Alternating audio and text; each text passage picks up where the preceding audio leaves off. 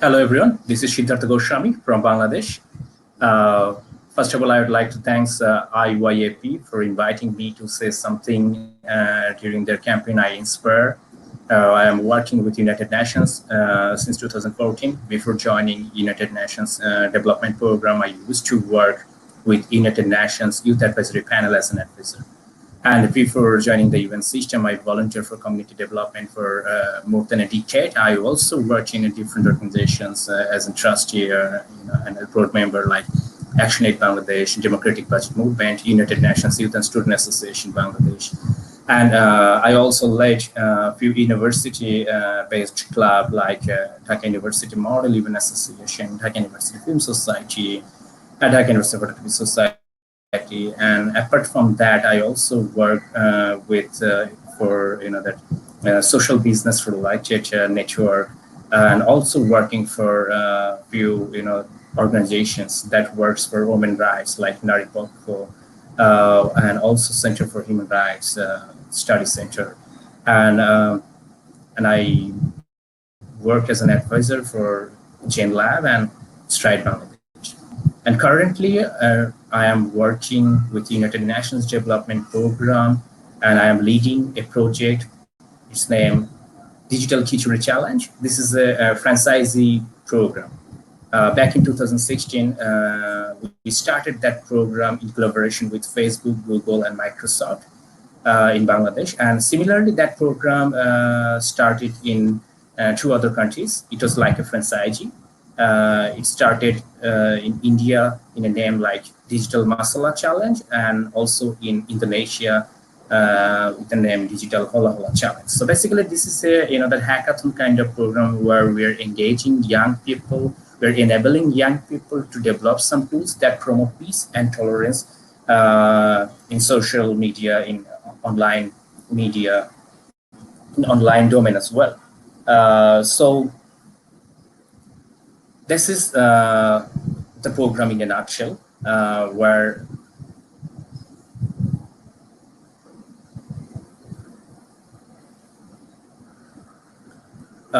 so this is the program in a nutshell, what I am talking about the Digital Khichuri Challenge. So currently, that we have lots of winner that's developing platform for young people that is actually promoting peace and tolerance in the community level. When actually I'm talking with Manisha from IYAP regarding this I Inspire campaign, so I am thinking that what can I actually cover, and I am also I'm also observing a few other that fellow friends and participants who are actually covering few issues, what young people and that what other that friends and colleagues were actually connected with YAP, what can they do from their home. So many bodies covering lots of issues. So I think that it's better to actually that cover different issues, as most of the the panelists they're covering that how productively they can use their time from their home, how can they actually passing their time. So I'm thinking that I'm thinking in a different way. Like if you look at the situation, the COVID situation, this pandemic time, lots of that rumor is actually spreading around. Usually, that this is new normal kind of thing in a the social media era. Lots of false news, fake news actually spreading around. But during the pandemic time, we can see that the the degree of fake news sharing, the number of fake news sharing is pretty high comparing with the normal time. Because when actually people are so panicked, they're actually believing so many things. So that's why it's actually spreading around. So why actually fake news is important to talk about? I mean, why I'm thinking that this is important to share with our fellow friends and the young people, those who can actually that contribute here to stop fake news. The first of all, we need to know that how actually it's creating impact, and the impact of the fake news. It creating communal violence. I mean, the fake news can lead communal violence. Definitely, this is stigmatizing people and the community level. and sometimes this is creating unrest situation. And this is the normal scenario. I mean, this is the normal case of and this is the normal consequences of the fake news. But if you look at the COVID time, what sort of actually that fake news so far we are actually having, like that some people, they are intentionally using some religious issues with COVID issues, and few others also involving conspiracy theory with these the COVID related issues. And someone is also that they're claiming that they are actually that find some medicine that can cure the COVID. One example I would like to share with all of you, that if you look at the Iran situation, a few days back I found in newspaper that probably more than 600 people were died because of their having ethanol. Probably someone is actually spreading that news that if you are having ethanol, if you are having that the steam of ethanol that will cure the COVID. But that this is a risky business. Ethanol is not such thing that you can have. So as a consequence, 600 people were died. And the similar kind of thing what I found in Bangladesh. 2 days back, I found that one guy, he's claiming that if you are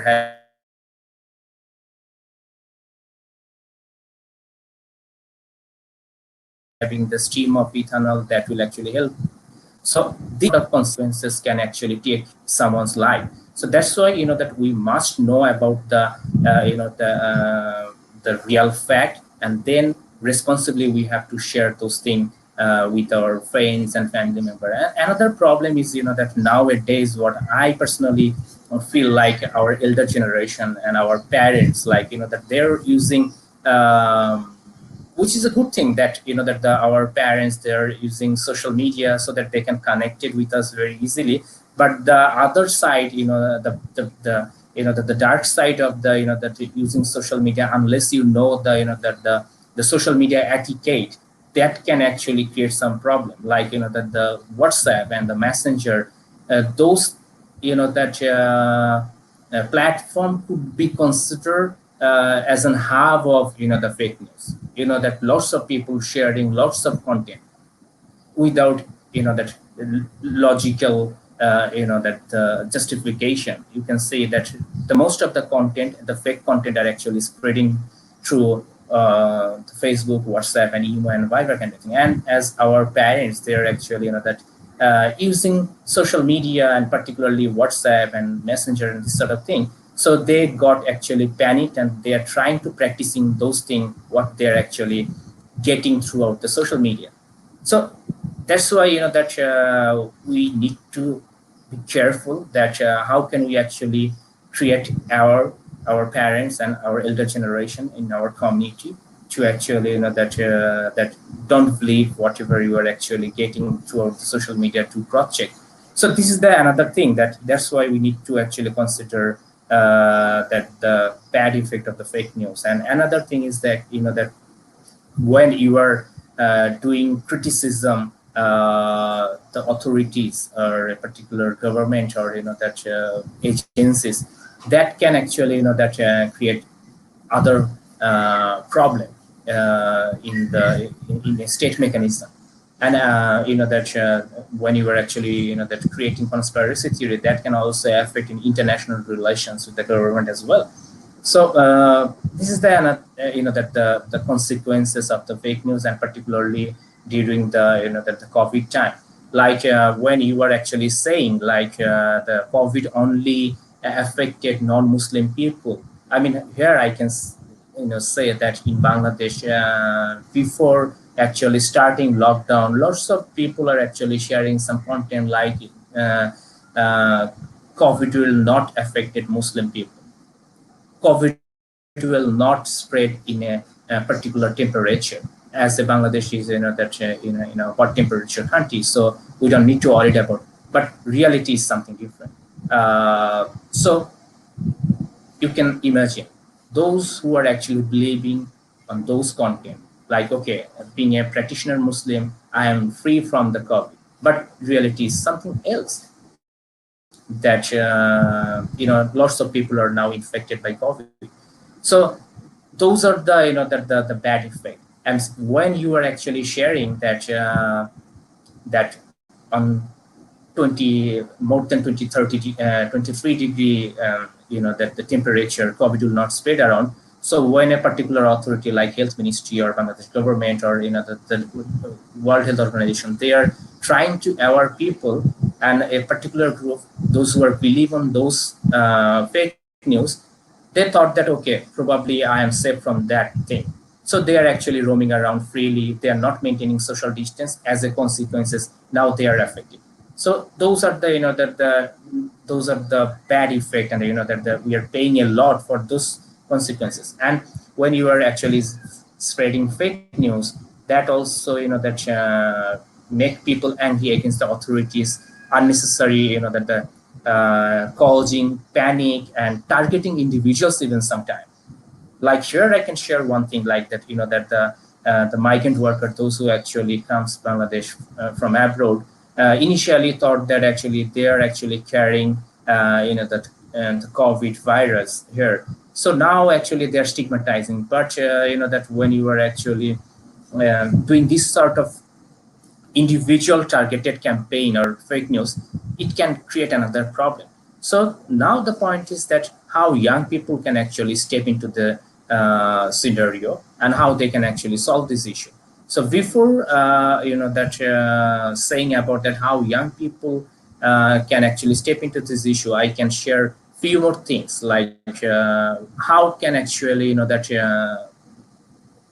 how young people know themselves that which is actually false news and which is not. That we know one thing, that the escape model, this is called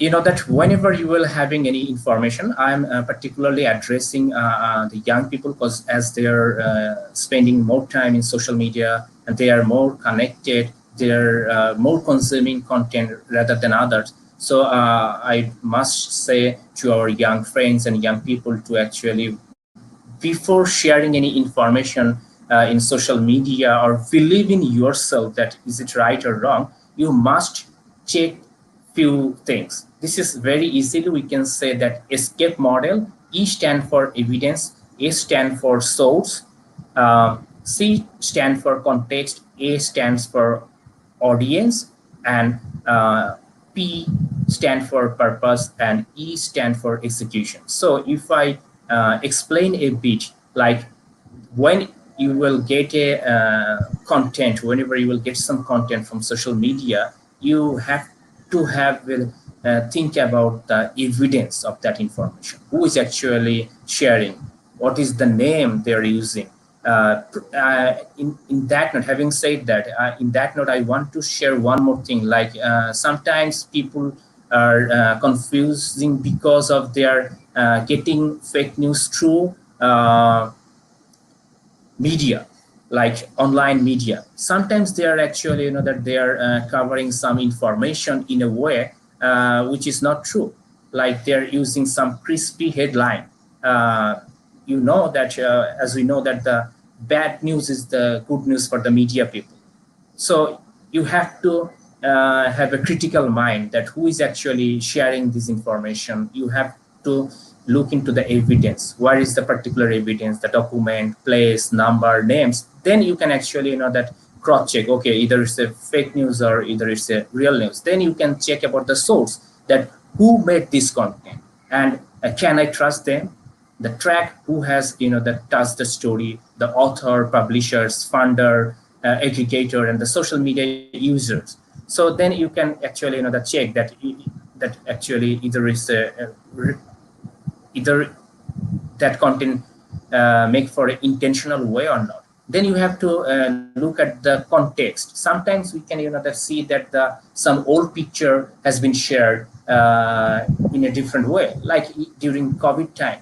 It's, that sometimes people are actually that taking picture from any movie and sharing, like okay, people are actually facing trouble in a street or something or somewhere else because of COVID, but which is not true. So you have to have some the understanding about the context, that is it current event, is it a cultural trend or political goal or financial purpose. So you have to know about something regarding the context, and also audience, that those contents made for whom, that the image choices, the presentation techniques, language, and the content kind of thing, and the purpose, as I mentioned a bit earlier, that what is the mission of publishers, the persuasive language or image or money making practice. I mean, sometimes that as I mentioned, that the bad news is good news for media sometimes. So they will definitely looking for some traction, some that how many people actually read this news. Because of crispy headline, people will people might be interested for that news, but that the reality is something else. Whenever you will go down, go details in the news, then you will find, okay, no, there is no such similarity between the headline and the main information. So that's why I would request our friends and our young change maker not share anything, just read out the headline. So you have to understand, and the execution, like you can say that nowadays lots of people actually that creating memes and sarcastic side. So sometimes that some sarcastic side are creating some content. So if you read the details, then you can realize this is the humorous content. But if you just read the headline and share with your friends publicly, then people might get confused. And as I can say that that in reality, particularly in Bangladesh, lots of people are having using social media nowadays. And in terms of social media penetration, Dhaka is the that in the second largest city in terms of using social media. So not everyone actually well educated, those who are actually using social media. So they don't have any idea about the social media etiquette. So whenever they're actually that having any content, they immediately share with their friends, this is the situation. Probably not intentionally, they're thinking that, okay, whenever I will share that information, that might aware my friends. But basically they're creating panic based on the false news. So we should keep in mind those things. So those are the things. So now I would come to the point that how young people can actually step into these issues. As I mentioned, that as most of the time we are actually staying in our home, so we can actually that the first as we know that charity begins at home. So we can actually our parents, we can actually that give them some lesson, that listen, dad and mom, don't believe in some content whenever you're getting something like that. As I mentioned, some the escape model, you can share those things with your parents, that please don't believe in something. Try to use your sense that either it will be effective or not. Then you can actually, whenever you will get something, if you find that your friend is sharing some fake content, don't bashing him or her. Just that politely actually share the fact that, listen, this is not the real story. I mean, I personally did this sort of thing whenever I found from my friend from my friends group, if they're actually sharing any content in a private group or in a publicly, I actually that trying to that giving some lesson politely, that this is not the real story, this is something like that, as I am working with this sort of thing, so I know a bit more than them. So in such way actually that you can also that convince your friends and family member. And another thing is that you can actually that share positive stuff. What I particularly that starting a campaign is called the type positivity. Not all the time you need to actually that share negative stuff in social media. Rather, you can actually share some positive stuff that can inspire a lot. Like you can see that lots of that aged people, more than 90 years old, they are actually that combating COVID. So you can share this sort of thing. You can share such good practice, like 30 minutes working can boost your immune. You can share this sort of thing. You can share your good habit. Recently we are starting that campaign, like what sort of the productive things you can done from your home. So this sort of challenge you can actually share with your friends, and definitely you have to be responsible in what sense? Responsible in a sense when you are actually getting some content before sharing, or before that put any comments based on those content. Do cross check with established mainstream media, or that check with WHO's website if you are getting anything health related issues. So this sort of thing you can follow. And actually, that, as I mentioned, that you must know the social media etiquette as well. And nowadays, we're lucky enough that now we can actually, that having lots of tools in our hand. The social media tool. Most of the cases, that we are using TikTok for the fun stuff, but that you can see that very recently that UNICEF, they using TikTok for a the productive way. They are actually creating awareness among the children and young people, teenagers, through using TikTok. So you can also that create some small content, 15-second content on fake news kind of thing, or this sort of thing that can inspire people, young people as well. And last but not the least, I can share one thing from our that winner, as I mentioned, the Digital Khichuri Challenge winners. They are actually that creating lots of creating creative content. They are creating comics character. They are creating videography. They are creating stop motion animation to actually spreading information. They're doing live program just like IYAP. They're actually that running I Inspire campaign. So that still I believe in the mankind. That I definitely believe that one day we will actually combat this situation. But for the time being, don't get panicked. Use this time productively. Stay with your family, as we all know that we are very busy. So I think that in a way that this is opportunity to that having good time with our family. So that's all from my end. Thanks again. I would like to thank IYAP again for that inviting me and say something about this thing. So don't forget to that the point what I'm sharing right now before sharing with anyone. Do cross check, please do cross check before share any information in a public forum. That can actually that create lots of negative impact in your community. So that's all. Be safe, be careful. Thank you.